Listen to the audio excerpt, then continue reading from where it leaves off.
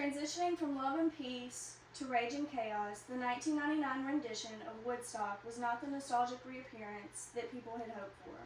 Due to poor planning and execution, the festival goers were left with poor conditions and a breeding ground for violence. The location, lineup, energy of the crowd, and many other conditions all contributed to the perfect storm of chaos. Along with the end of the festival came tragedy. Lack of resources provided by organizers led to a sort of mob mentality, making destruction the goal of those attending. The downfall of Woodstock 1999 could be blamed on many different factors, which include the organizers trying to avoid financial ruin, the unsanitary conditions, the climate and location, the genre of music being played, the influence of drugs and alcohol, and the angst of the crowd and performers. Woodstock 1999 was a 3-day event meant to reminisce on the peace and love of its 30-year predecessor. It would be the second failed attempt at recreating the iconic music festival. Previously, in 1994, the festival ended in a money failure. But unbeknownst to the organizers, 1999 would be much worse. One of Woodstock's original founders, Michael Lang, in partnership with the New Jersey music promoter, John Scher, began preparing for the 30th anniversary revival of Woodstock in the later months of 1998. In hopes of bringing in funds for improving the area, the mayor of the town of Rome, New York, received and accepted Lang's proposal for the festival. It will be held at Griffiths Air Force Base from July 22nd to July 25th. The 25th anniversary of Woodstock resulted in a financial loss for its producers due to breaches in the fences. This turnout made it imperative for organizers to produce profit in the 1999 rendition of the festival, thus leading them to outsource the building of infrastructure and food vending, which would upcharge for food and water.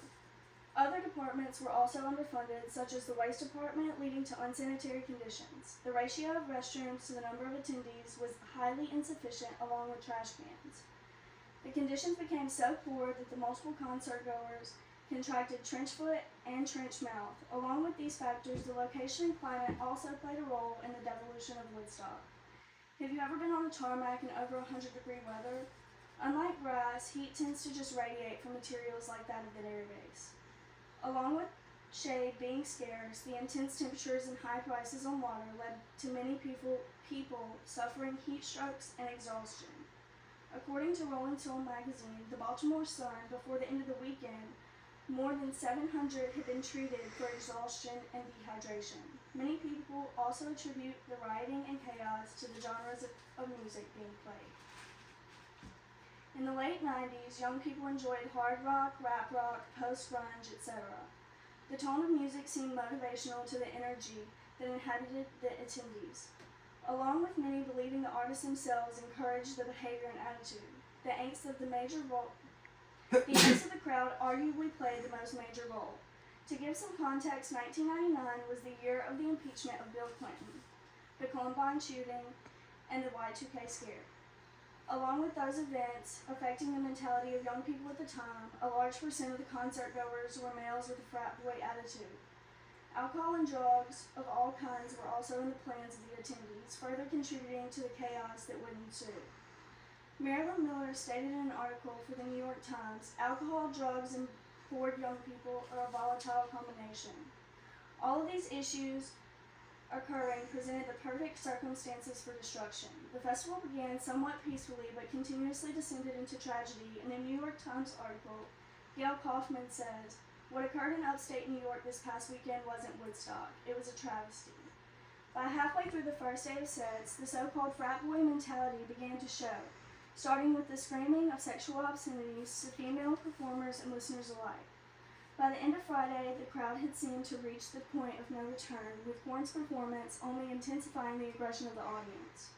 On Saturday, the 24th, vandalism began. With the first anticipated show of the day being Kid Rock, the crowd was already in a rebellious mood. The artist brought note to high concession prices, encouraging people to launch their plastic bottles on stage between sets only further encouraging aggression. The band known as Limp Bizkit really brought the turning point of the festival with the performance of their song Break Stuff, with the lead singer riling up the audience just previous. The audience began their destruction, starting with the form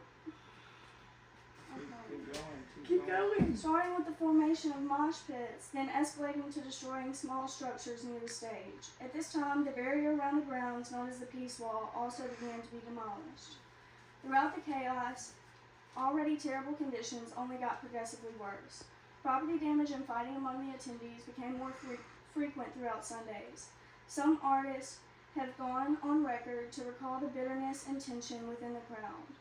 All of this tension came to a boiling point on the festival's final night during the performance of Under the Bridge by Red Hot Chili Peppers. Using the candles handed out for a vigil in the memorial of the Columbine victims, concertgoers began lighting fires and wreaking havoc on the grounds. The devastation only escalated from this point with an increasing number of fires, persistent demolition, and looting.